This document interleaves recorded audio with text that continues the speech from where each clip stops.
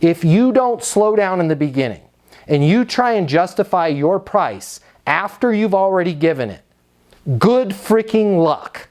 Sorry. That's like trying to build an airplane while it's flying. It's a good idea to make sure the wings have fuel in them, the engine's running, and that's why pilots have checklists before they take off. If you are waiting until somebody gives you an objection on your price, on your solution, on your ability to roll out whatever it is you're rolling out, and then try and but wait, how much are you guys gonna, if we get I realize it's 6 months to get the software up and running, but how much is this gonna help your business? They're expecting that the reason why you're asking that question is to try and overcome their objection. If you slow down in the beginning and go, got it, totally get it, just out of curiosity, if you're able to get this app in place, how would that affect your top line revenue? It would go up.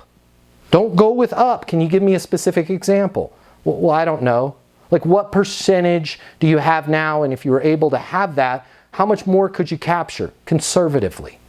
I think we could do another couple million a year, right? Now when they have an objection over it's going to take 60 days to put your software in place, and you just established, say it's 1.2 million more they could do with it. Hey, it's 60 days. 60 days, yeah, we don't want to do this. That's too long. Totally get it. Right? But if we get started now, that means that 2 months from now, 60 days from now, you're recapturing an additional 100,000 a month or 1.2 million a year. Does it make sense for us to lock in, get started on this? I will do everything in my power to meet, we're going to meet that 60-day. If I can shave some time off, I will. The easiest way to shave some time off is to get started right now, but does it make sense for us to get started right now so that 60 days from now, you've got an additional 100 grand coming in per month in top line revenue to the organization?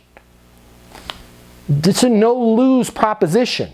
No. Got it. What's a good next step? I don't know. I just want to get some other bids. When you say get some other bids, what were you thinking? Well, I mean, if it's going to be 60 days, we'll kick this around. Totally get it, right? I've got the availability window right now with that team to roll it out. We are looking at 60 days. We are pretty typical with every other company in the industry. We're actually the largest provider, so we have the resources to get this done pretty quickly. A lot of other companies, you're probably going to run into more like a 120-day or at least a 90-day rollout window. If for some reason we miss this window while you're looking, I'll work with you. We'll find the next best one. I just want to be clear though, we might be in that 90-day or even 120-day window. As long as you're okay with that, I'm okay with that. What do you mean? Well, I have the availability for the team to get started on it right now. We do have a lot of people calling the company. Once they fill up, it'll be in that next queue. As long as you're okay with that, you know, I'll work with you to find the next best slot. Well, I want to get this done early, which is why I recommended we sign the agreement right now. Does it make sense to do that so that we're putting you in that position to capture the 100 grand?